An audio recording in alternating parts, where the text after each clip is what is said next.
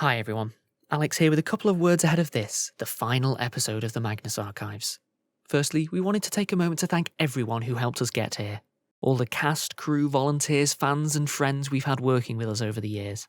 Making something on this scale is only ever possible when a huge number of dedicated people work together, and we never could have made it all the way to episode 200 without everyone involved.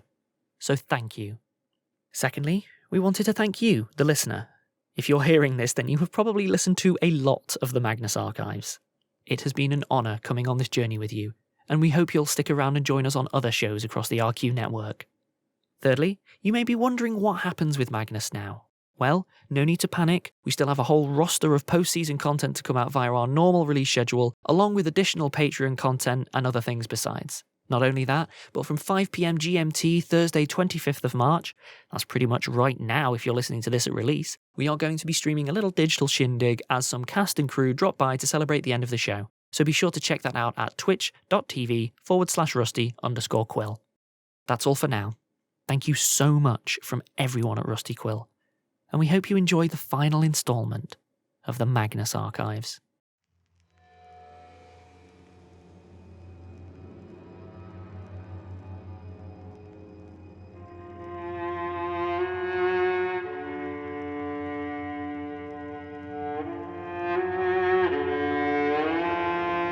Rusty Quill presents The Magnus Archives.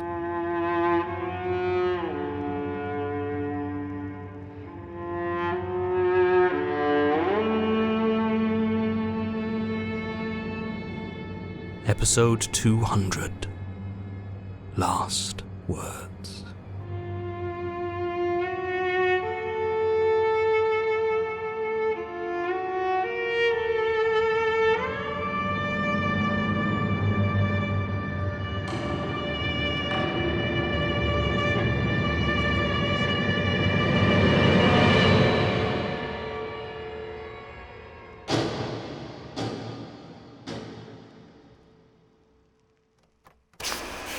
Whispers deep within her mind those bitter thoughts that make her hate herself. Jonah Magnus! Reassured, but cannot hide their secret loathing that leak and spread. Ceaseless watcher, you know why I am here.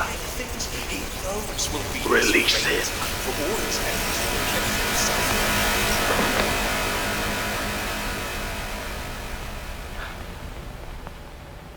Jonah Magnus. John? Is that you? I was having the most wonderful dream. Get up. What's going on? Where? Oh, I see. It's over. Is it? Yes. Yes, I suppose it must be. Where's Martin? I rather thought he'd be the one to do the deed. I see. Going it alone, are we? Probably for the best. Empathy only holds you back in the end. You failed. Have I? Immortality. It's impossible. Even without me, nothing escapes entropy. Not forever. Not even fear. Yes. Pity. I suppose I always knew that, deep down. But it was wonderful while it lasted. I've seen more than I could have lived in 1,000 lifetimes, and every moment was Shut so... up! It ends now. All of it. I am going to take this world that you used me to create, and I am going to burn it out. It's the only way. I'm going to leave it a barren, lifeless void, cold and unafraid, and then finally, when everyone's gone and I am all that's left, I will have the satisfaction of knowing that I'll be leaving these things that you serve trapped and starving in their own private hell. That we serve. Not for much longer. I wonder if they're even capable of fearing their own ends. I look forward to finding out. Look, John, as fun as all this melodrama is enough. We both know that you don't have it in you. That was for Sasha. John, wait! For Tim. Please, John, For Gertrude. And all the others. please, John. I don't want to die. Neither did they. But no one escapes at the end. Good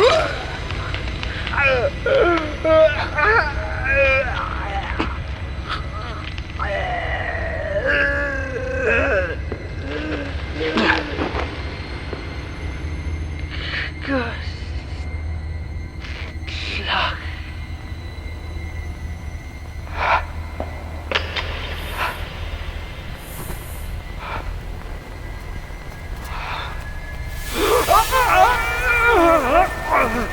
The flame, the skin burning, retching on the smog. But hide. It is not real, but still it comes falling through the pitch black dark.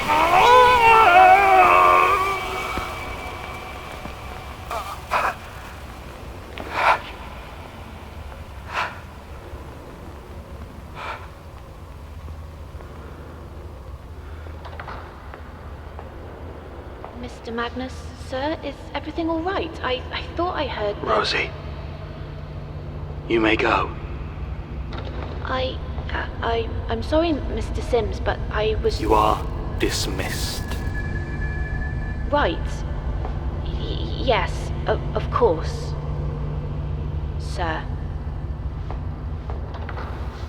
Thank you.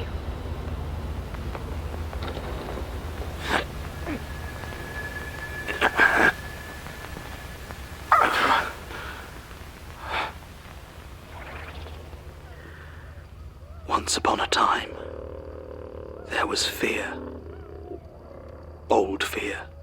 Primal fear. A fear of blood and pounding feet. A fear of that sudden burst of pain, and then... nothing. And that fear was nothing. Went nowhere. Knew not what it was. Then it became. Or perhaps it always was and simply entered. But fear was here, and true, and was itself, and it hungered. It wished to know more. It wished to feel more. It wished to be more. And to those things that hurried through the grass, that shivered through the night in their burrows and their caves because they knew the dark held flashing talons and shining eyes, they fed the fear. It was blunt and it was simple, but still it was solid enough to satisfy. And the thing that was fear was sated and content. Then came minds that knew it differently. They grew slowly, over the millennia. Inch by inch they found new things to dread. The fear of their own end, of the things that lived in the darkness, became a fear of the darkness itself. And as they grew to know what it is that they saw, to give it names and struggle at learning, so too did they learn to fear that their eyes might deceive them, or show them too much. And as they learned to know their friends and kin, so too did they learn to fear the unknown figure, the coming of the stranger, and the silence when they were alone. And when they found fire, that bright ignition of home and hope and progress, the thing that was fear gorged itself on a newfound terror once again. And as these tiny, strange minds grew and learned, they did something new. They began to take their thoughts, their instincts and their horrors, and they crystallized them. They gave them sound and form and shape to share them. And as they did, the thing that was fear felt itself begin to tear, to crack and fracture along 1,000 unseen fault lines. It bled and warped and multiplied and could no longer see itself as once it did. It could never be whole again. But within these forms were freedoms, new and wonderful dreads to push and explore, new muscles to flex. The joy of oozing, crawling pestilence as minds distrusted their own corrupted bodies. The satisfaction of surrounding them, suffocating them, reaching down into them and drinking in their panic as breath failed them. And as they grew to learn their place within the world, the pathetic meagerness of their own existence, they could not spin a story rich or grand enough to fully hide their own awful insignificance, lost and alone in the terrible greatness of the universe. And by the time these minds had reached a point of intricacy to lie and scheme and puppet one another, they had also learned to conceive of war. And as the things that were fear hovered at the edge of the world, the flowing horror of these minds nourished them, swelling some and withering others, pushing and pulling the shattered, swirling mass of terror into ever newer and undiscovered forms. And something else began to happen. Some minds did not simply recoil from them and feed them. Some seemed almost to call them, to court them, to hunger for them in return. Minds that saw the faces of the things that were fear and were compelled, as much as they were repulsed. Whether or not they knew what it was they did, they called out, and they were answered. Time is different for fear, and it cannot be said exactly who was the first to open themselves and be filled with the power of terror. A hermit, huddled in a pitch-black cave through winter, who emerged and brought the depth of night with him wherever he trod. A pestilent chieftain, who found her breath sloughed from her body and rotted whatever it touched. A warrior, driven from their village, who found their face as smooth and shifting as the sands of their home. Which came first does not matter. The unseen gap was bridged, and the thin veil between the world that was and the things that were fear had been torn, ever so slightly. And with this tear they grew stronger, bolder, pouring themselves into the world and creating monsters.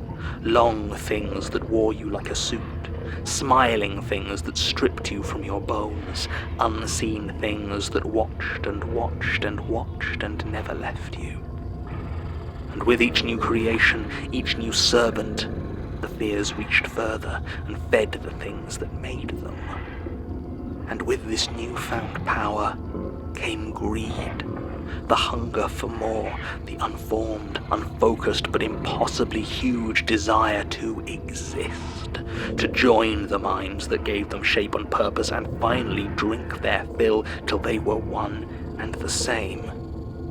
They had no concept of how, or when, or even why, but they needed it. They needed it.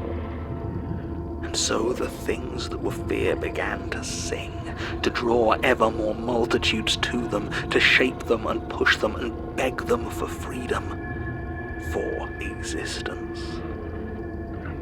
But though they jostled and pushed and fought to emerge, they could not. They could not conceive of what or where they were beyond the words and images the minds below could give them.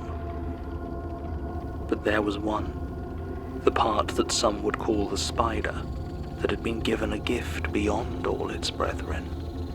The minds that feared grew suspicious of their own schemes, of connections and consequences, and over time these suspicions became threads, then webs, then nerves that granted the spider, the mother of puppets, the hidden machination, a mind of its own, to plot and plan and draw its own connections, its own conclusions.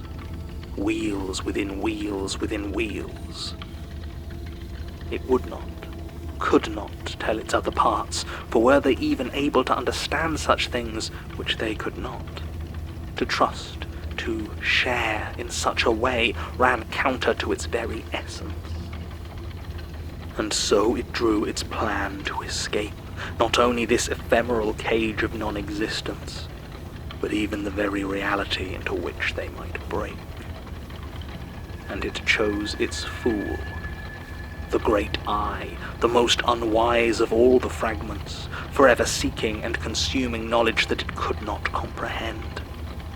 It played and twisted, and through the eye brought about a new world, a wide and unending vista of terror and agony, and the place from which it might spread, and spin another web far grander than anything conceived of in the minds that birthed it. Finally, it would find its escape, and with it, apotheosis.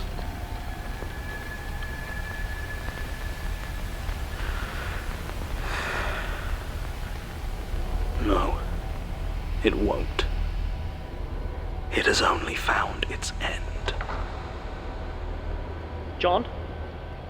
John! Martin, what are you doing here? Oh, thank God. Just stop what you're about to do, okay? I know that you think that... Hey. What's that? Elias. Jonah Magnus. He's... You didn't. I'm sorry, Martin. You didn't. No. This is... You can't. I did. I am. Why? You know why. I can't let them out. I can't. Not again. What have you done, John? Go tell the others. It's over. No, you don't understand. What? I'm sorry, John. I'm so sorry. I saw you had gone, and I knew that you couldn't help yourself. You never could. I knew you'd lied to me, that you were going in alone. Martin, what did you do? I told them to go early. To do it straight away, and I'd keep you talking until they were done. Oh, Martin. I didn't think you'd go through with it, not without me. I can't believe you'd do this, that you'd leave me like this. You swore to me. You swore to me, you bastard. Martin, I'm still here. Are you? How much of you is even left now? It's still me, Martin. I'm still here. How would you even know? I'm sorry, Martin, I am, but it's done. You can hate me, you can scream at me, but it won't change anything. I had to do this, and you promised. Don't you dare say that. Don't you dare. I'm sorry. We can still be together, here, until it's over. You're not listening. You never listen. They are down there buying those things and lighting it right now. It's fine, Martin. I'll call off the servitors. They can't light it if they don't have... If they don't... Wait up. Oh. No. John! Martin, John, we have to get out of here. I can't. Martin, I'm part of this place. God damn it, John! I can withstand it. I just don't. Come on, John! Come on! No. I can feel the pull, the web, the tapes it wants. No.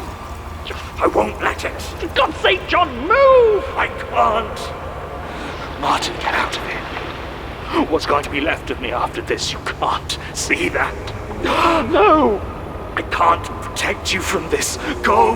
I'm not leaving you trapped here, killing the world while I watch. If you stay, you'll die. Then I'll die. No!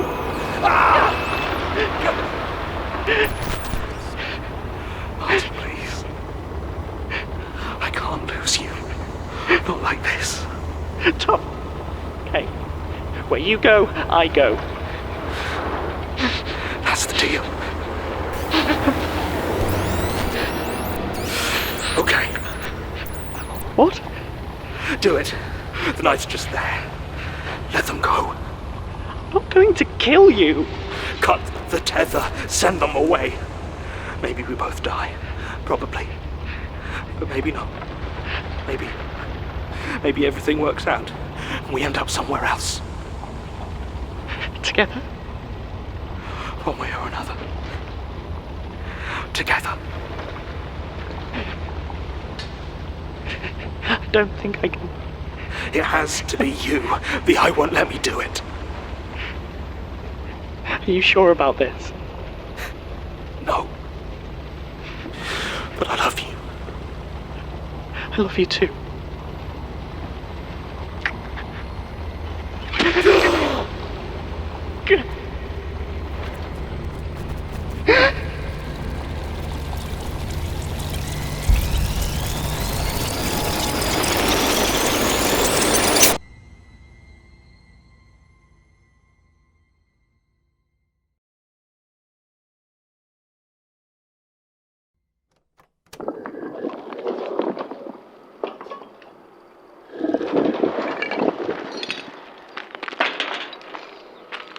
Huh. Still works. You found something? Just one of the old tape recorders. God. Tough little bastards, aren't they? Yep.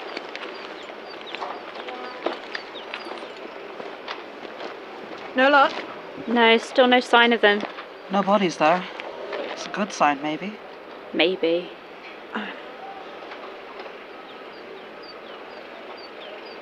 Maybe it's time to accept that they're gone. And honestly, it's probably for the best. I mean, I just don't think people would exactly be understanding. You remember what happened when they found Simon Fairchild? Yeah. And he's not just some powerless, left-behind avatar. You know, we're talking about the Archivist. Yeah, okay, you've made your point. It would just be nice to know for sure. All we can do is hope. Suppose.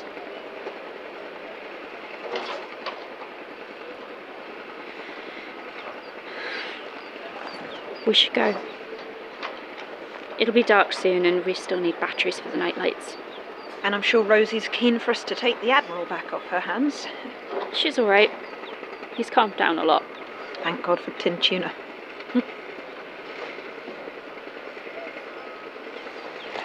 Come on. What do you want me to do with this? Leave it. We're done with tapes. Want me to smash it? I think we can probably just turn it off. Okay.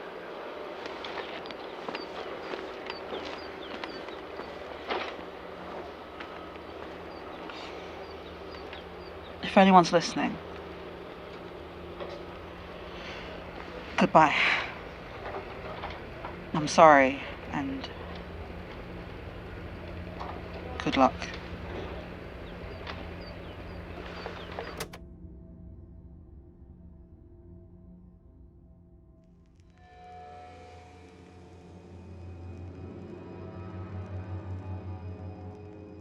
The Magnus Archives is a podcast distributed by Rusty Quill and licensed under a Creative Commons Attribution Non-Commercial Share-alike 4.0 international license. Today's episode was written by Jonathan Sims, produced by Lorianne Davis, and directed by Alexander J. Newell. It featured Jonathan Sims as the Archivist, Ben Meredith as Jonah Magnus, Hannah Brankin as Rosie, Alexander J. Newell as Martin Blackwood, Frank Voss as Basira Hussain, Lydia Nicholas as Melanie King, and Sasha Sienna as Georgie Barker. To subscribe, buy merchandise, or join our Patreon, visit rustyquill.com. Rate and review us online, tweet us at The Rusty Quill, visit us on Facebook or email us via mail@rustyquill.com. Join our community on the Discord via the website or on Reddit at r/The Magnus Archives. Thanks for listening.